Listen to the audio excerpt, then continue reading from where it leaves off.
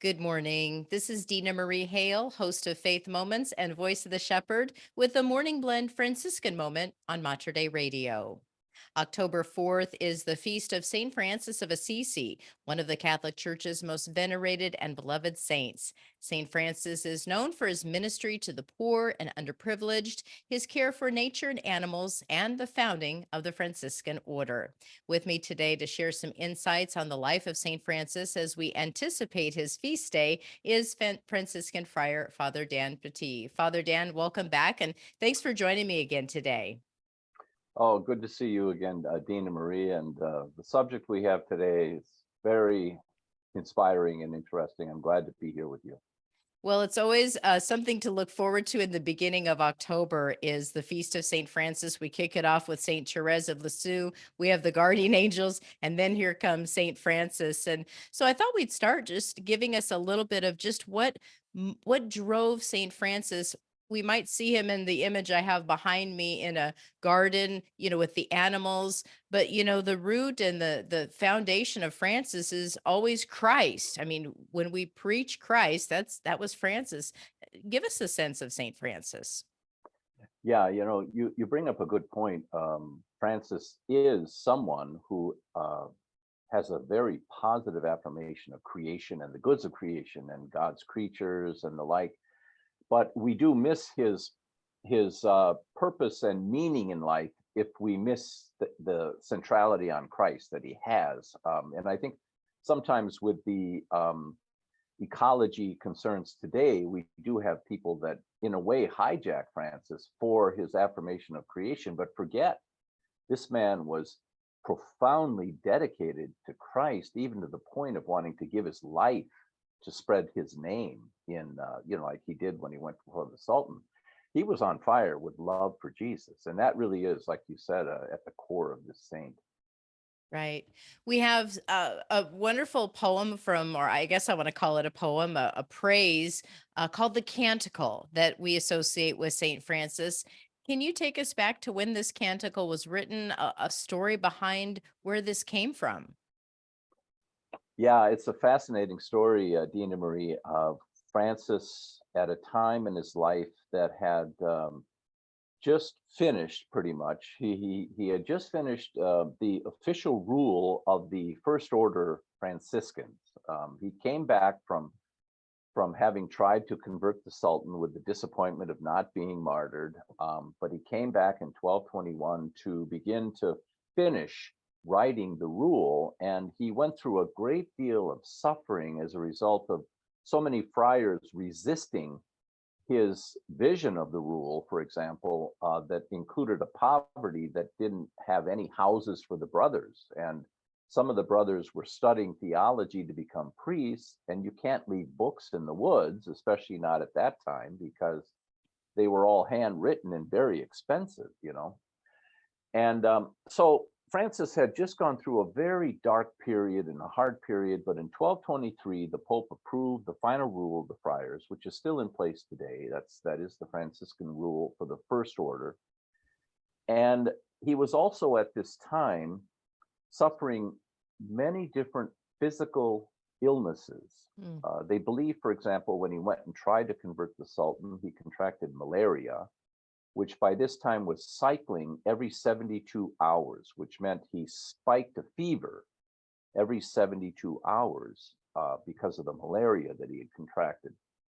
He also at this time was suffering a disease of his eyes, and he was legally blind, we would say by today's standards, so he couldn't see.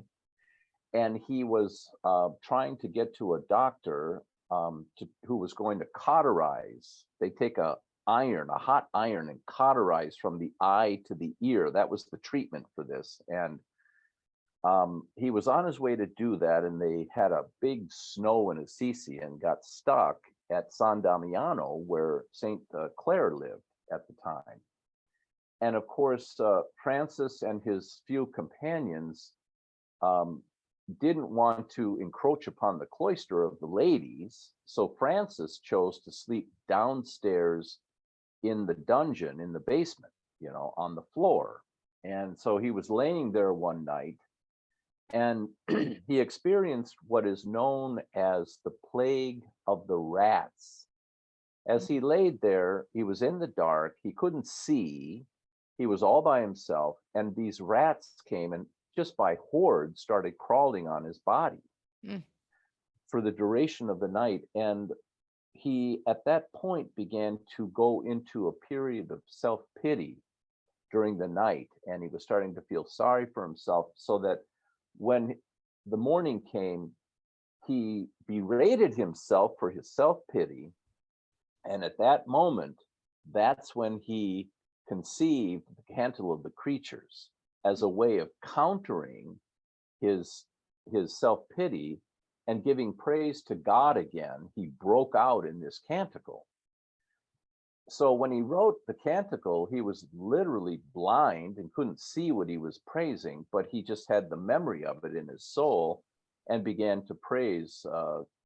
Praise be to you, brother sun, sister moon, sister water, and the canticle goes on. And this is after a night when he was tempted to turn in on himself and away from the Lord and start to feel sorry for himself after everything he'd been through. He broke out into this canticle of praise to God to put it all back into balance. And he was right back on the road again. So it was a beautiful testimony to the spirit of Francis, you Yeah. know. Well, and something, Father Dan, we all can learn from is just when we too get in those dark times, and it's sometimes we hear people who have to hit the bottom. It's Yeah. it's in those times really that maybe we can most recognize what we appreciate the most, the light, the light of Christ in those difficult times in our own lives. Yes, and that was the great insight, I think, of Francis, is the temptation we have when we're suffering is that we turn in on ourselves and we begin to detach from even God himself.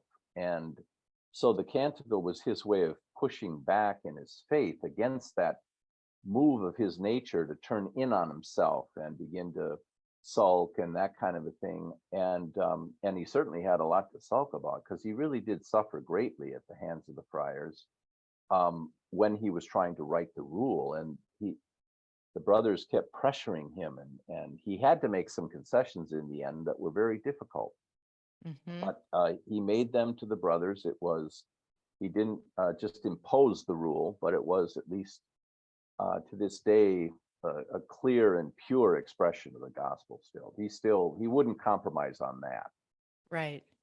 We're talking with Father Dan Pattee. He's a member of the Third Order Regular and currently serves at St. Andrew Catholic Church, which is in Fort Worth, Texas. We've had him here in the Portland area at Our Lady of Peace Retreat House.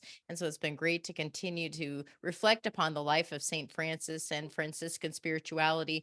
Father, I'm coming up to a break, but I do want to talk a little bit more about the feast day, how the Franciscans celebrate October 4th, and particularly some of the great traditions that come with that. So will you hold on the line and we'll continue our conversation following the break? Sounds good. I'll be here.